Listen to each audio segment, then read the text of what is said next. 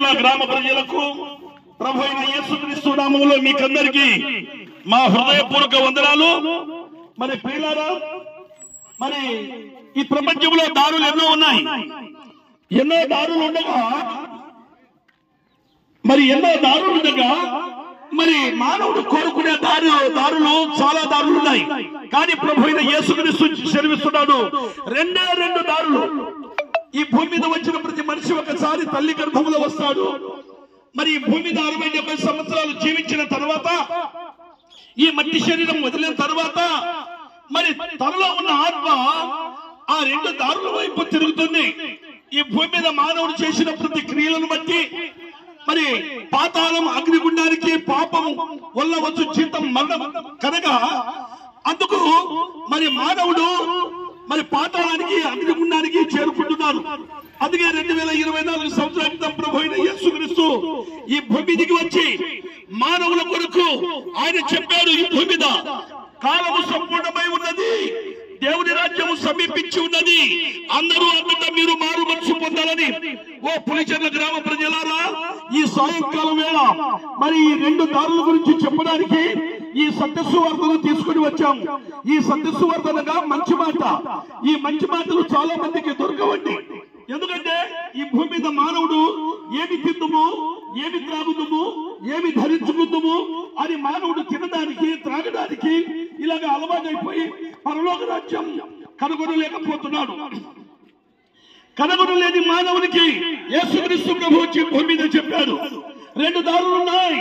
నువ్వు చేసిన క్రియలను బట్టి అగ్నిగుండం, పాతాళం ఉంది.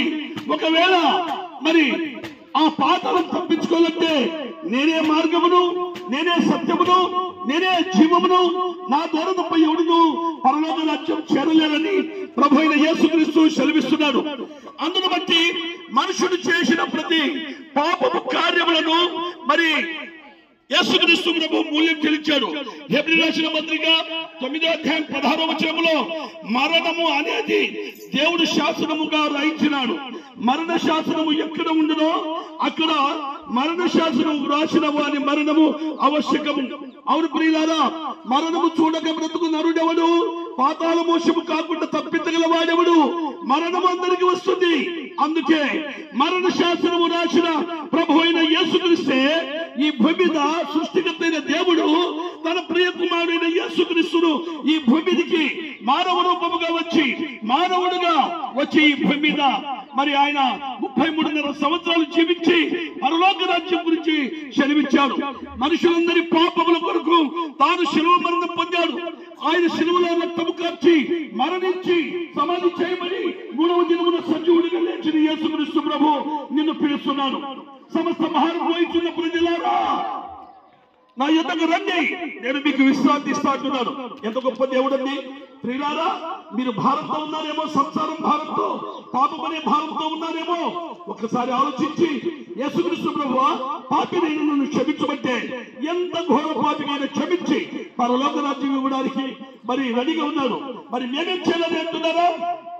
ఏమి చేయాల్సిన అవసరం లేదు.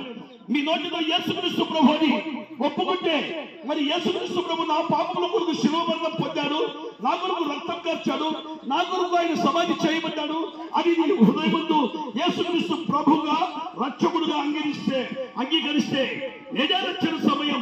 ఆలోచించిన నరకం ఉంది, అగ్నిగుండం ఉంది. ఈ సాయంకాలం వేళ ఈ సత్యసువార్త విని, ఈ మంచి మాటలు విని మీరు మార్పు చెంది, మారు మనసు పొంది పాప క్షమాపణ పొందుతారని చెప్తూ ఈ మాటలు ముగిస్తాం. మీ కొరకు మా సహోదరులు ఇదో కరిపత్రాలు పంచుతున్నారు, చక్కగా చదవండి. మీ కొరకు, మీ గ్రామం కొరకు సహోదరులు ప్రార్థన చేస్తారు.